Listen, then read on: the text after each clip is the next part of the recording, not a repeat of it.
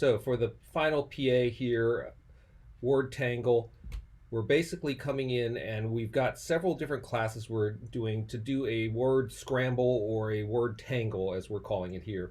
You're going to have to start at one letter and go around to see if you can make the word that is being uh, considered for one of the answers.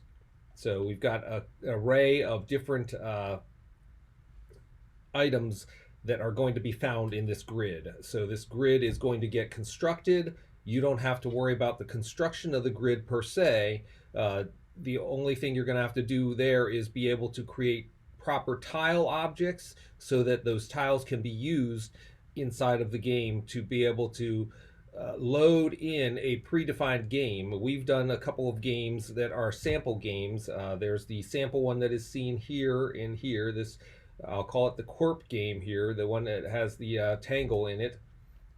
Then we've got this one here that is the one, the full one that is getting loaded in when you load in the one of the sample files here. So if you have your sample files here, you download these three files here. The three things that we're going to be downloading here are these three items under number 8 here, the recommended process. So read and understand the description of this. Hopefully you've already done that with the readiness quiz. I see that almost everybody had taken that.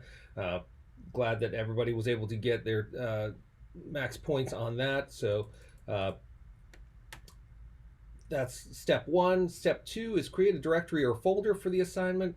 I'm going to create one off of this stubs here. So one of the best ways to do that is to just create it off of the stubs. You need to download by right-clicking on here and download link file as, or download file as, something like that in one of the other browsers. In Safari, it's download linked file as. You'll want to save that somewhere and then move that over to your CS149 folders. I'm going to go ahead and unzip this to the existing classes. This is going to create these 3 class files here. I'm going to leave that in there for now, and then I will get into the other ones. I'm going to download the data files.zip file, and then I'm going to expand those. That's going to give me 3 test files. These test files here, one is the CS one, and it's going to basically create a grid like this, and it's going to have CS terminology, computer science terminology, class, an expression, indefinite, iteration, and object. These are the words we're looking for. 1, 2, 3, 4, 5 words that we're looking to build out of this word tangle. So we've got 5 words in here, and we're going to give 10 guesses in there. So that's the CS one. The JMU one here is James Madison. It's a grid that looks like this. James Madison, just all the way through like that. And you're looking for jam, mad, and sun in those 3. Those are the 3 words that you're looking for. So you're looking for 3 words on this one. And then your third grid you're looking for is this one, the Quiem one, I'll call it, because it starts with that. You're looking for browser, bullock, fault, Brooklyn, acrobat, gross, and imprecise. Those are the words you're looking for. There's 7 words that you're looking for in this example. So I would probably start with this JMU one because it's the smaller one, and you'll want to make sure you can get that one executed. So I'm going to take that one out and actually put it into the folder that I'm going to test with, because that's the one I probably want to consider more. Then you've got these stubs. These are stubs that we've created for all of the files, that all the class files you'll need to submit are in this stubs.zip file. So you'll unzip this. I'm going to create that file. Then I'm going to create a PA-JGrasp folder. And I'm going to call it that just because I want to have one for JGrasp. I'm going to unzip this again, and I'm going to call this PA-Eclipse. And then I'm going to come into the data files. I'm going to copy this JMU one over here, and then I'm going to copy the JMU one into here and also into the JGrasp one. The other thing I'm going to do is I'm going to come into this existing classes, and I'm going to copy all of these 3 class files out to here. and then I'm going to put them into the JGrasp folder here. So these I'm going to just transfer into here because I need these 3 class files in the same folder as my Java files for JGrasp to work properly. All right. I'm going to go ahead and delete this guy, move to trash. And then I'm going to go ahead and load this into JGrasp. Let's go ahead and load JGrasp.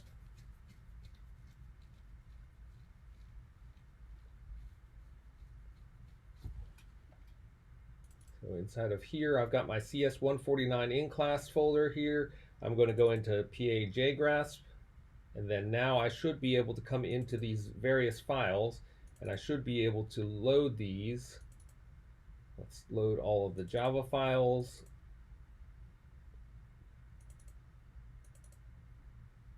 And then let's compile those. All right. So I think I'm going to need to compile, yes, probably sooner than later. Let's go ahead and compile tile first. I'm going to compile that. That compiles fine. You can see the execution down here worked fine. Then we're going to go to the game character tracker. Let's compile that. That compiles fine. This is probably the order you want to do these in as well. So I'm going to go over to guess, compile that. Let's make sure what we've got left. We've got character tracker. We've got game. Go ahead and compile that. Game descriptor, compile that. And let's go to word tangle and compile that. All right. So if everything got loaded successfully, you should have these files, and you should have class files that match your Java files, except for the 3 that we started off with: this game board, this game file reader, and the game runner. Those 3 should not have Java files because we're not going to give you those. Those are files we wrote, and you don't need to really worry about those. You don't need to know a whole lot about those. All you need to know is that, and all you need to have is the understanding of how they work together with the other files. And that understanding should be prevalent inside of this UML diagram. So you can't read this on the page. If you click on it, it will expand it out to the PDF version. You could download that or do other things with that, but that should be readable, and you should be able to use that. You might even want to, at some point, print this out if you're having troubles having this up and you don't have a second screen. I have a second screen, so it works out that I can put this on one of my screens and then have, or put it 50-50 on one screen and then have my code on the other screen. But this sometimes will be come in handy as far as figuring out what the relationships are between the different classes. So this game board requires a game runner, or constructs a game runner, and the game runner uses the game file reader to read in a file and construct a game, and that game gets used by the game board to manipulate the game. So that's how that works. Word tangle uses both of these, the game runner and the game file reader, and then the game runner creates a game board that is built from the tiles and the guesses. And then the word tangle makes a game object that is used with a game descriptor, and that uses the character tracker to track how many characters are being used or have been tried. So that's the way that all of these classes interrelate with each other, and how they react to different calls within each file. All right, so that's the gist of that. Note with the tile class, you need to have a north, east, south, and west. You need to have these neighbors, and these are basically attributes that point to what tile it is that is the next one over, what's the tile that's the north one, what's the tile that's the south one, that kind of thing. So you'll have to make sure you understand how that works. So if you're looking at the UML diagram here,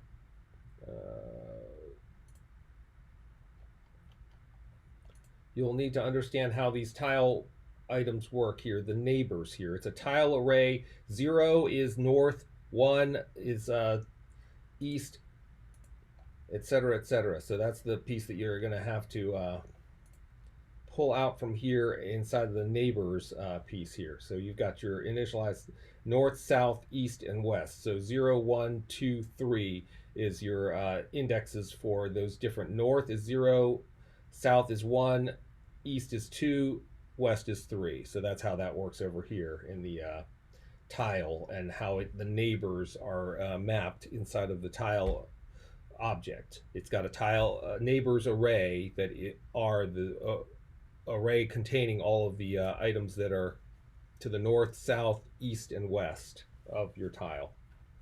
So make sure you understand how that interacts and works in there. So let's go into the next piece. So if I do this, I want to be able to test my, one of the best tests to make sure everything is working properly is to create a test game board, a game board test piece. So I'm going to create another Java file here, and I've done this already. We'll create one that we're going to call test game board, a class.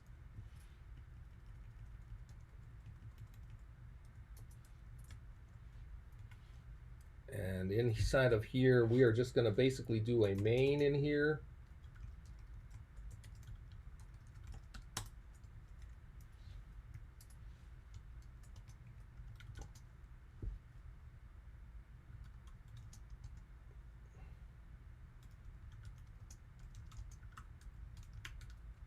And this is one definitely that if you are not understanding how to do things, you definitely want to try and comment some things in here so we know that you understood some portions of what the assignment was, and we can kind of figure out what you did not understand.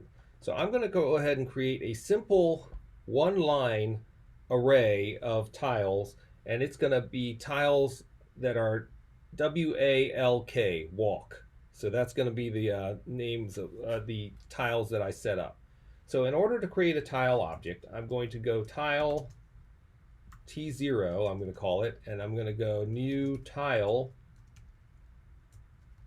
sub, and I'm going to pass it a character for the tile. So that's how we create a new tile. Let's go ahead and compile this. We'll save this file now, and we'll call it testgameboard.java.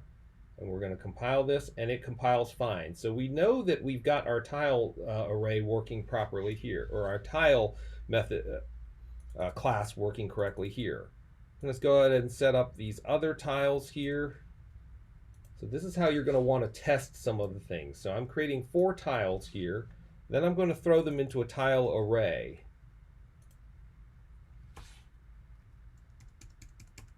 So this tile array will be called tiles, and it's going to be a tile array of 4, and then I'm going to add each of those tiles that I just created into the tile array, because I need to do that. So I've done this piece here. Now I need to set up, in order to test a game board, what does a game board require? A game board over here, and this is testing one of the classes that we did not give you the specifications for, or items. We just have this. We have the game board and game board descriptor. So we're going to have a game board descriptor, or a game descriptor, that we pass over to this game board to construct one. That's the constructor here, is this game board with the parentheses game descriptor. So what is a game descriptor? A game descriptor contains an undo tracker and a game. So we're going to have an undo tracker, which is a character tracker, and that's an array of integers. And so that's going to track all the integers that we have that we're going to track inside of here. Then we're going to have a, inside of here too, we're going to have a game. So where is the game? Our game is over here, and it has all of these attributes: a width, a height, a number of rounds, a tiles, a starts array of tiles, an answers array, a string array, and a hints string array. So we're going to have to create all of these items in order to create a test for our game board. We're going to have to create a test game too. So let's do all of this. We're going to have a string array of answers. And we're going to create one, and we're just going to call it walk. That's the answer here. That's the answer to the one word that we have in here. Then I'm going to create a string array called hints. And I'm going to call this one, let's call it slower than running is our hint as to what this is. And so that would be to walk. Slower than to run. And that would be to walk. Let's do that in a little. I know that's pretty horrible English grammar, but let's go ahead and do that just as a blurb of a hint. Starts will be our tiles array. We'll set it to that. Then we can create a game. We'll call it my game equals new game sub. We're going to have 4 as the number we're passing it. So we're creating this game. The game over here needs to be passed a width. So this is the width of our game, which is 4 because we only have 4 items. We've got a height of 1 here because we've only got 1 tile tall here. We're going to say we want to pass it the tiles array. Go ahead and put this over here so we can see this. So we need to have the tiles array is tiles. Then we're going to pass it in here the hints array. So we want to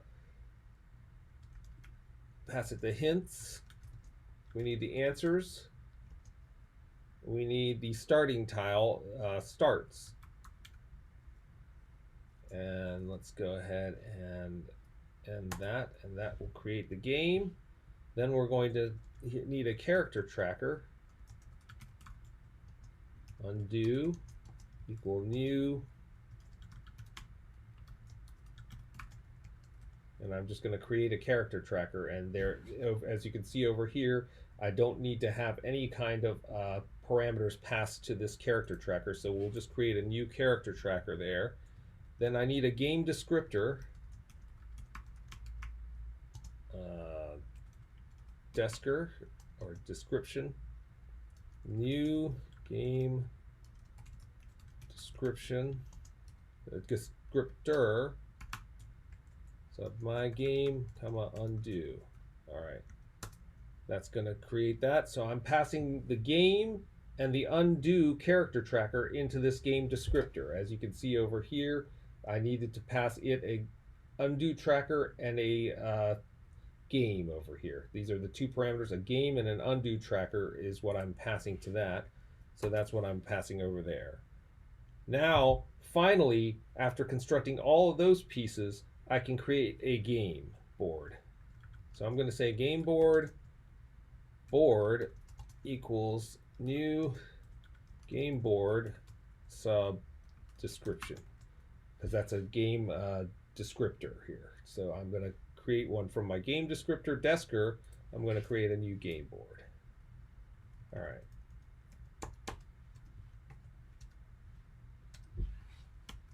Go ahead and save this. Then I'm going to go try and compile this. Okay, so the fact that this worked means that our game board class and our game descriptor class and our other pieces are all compilable and working within JGrasp. So it is recognizing this other class file. So this is the start of testing your game board.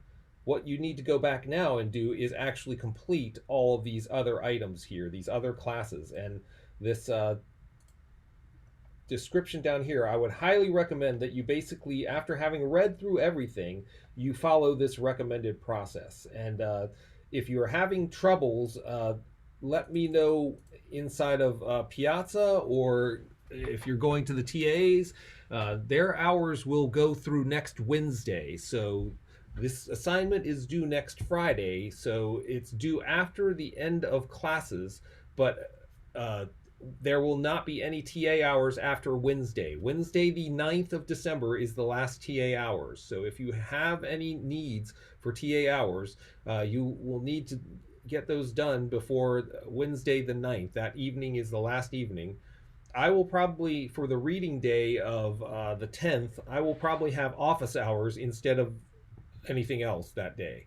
So because it's a reading day, we want to give you no assigned items in there, but I will be available for office hours on that day. As well, on Tuesday, we can discuss some of those things at the end of class. I don't have a whole lot that I was going to go over. I might just go through the final exam review lab 25, and I might just work through that with you. Just because I want to make sure you understand how that solution came about, because it might help you for the final exam, and then also remind you about some of the different resources that will be available to you as far as practice exams. So this, though, is how you would set up this test game board. I'm going to go ahead and save that. And then I will make this file available to you inside of Canvas as well. So I'll put that out there for you. So this is basically the setup for JGrasp, and then you can get into and start looking at some of the actual execution of the files. I'm going to go ahead and quit this now, and then I'm going to go ahead and set this up in Eclipse as well, just so that you have both setups there. Again, remember that this one over here, we've got a different setup for the other pieces here. We've got this Eclipse setup here for this piece.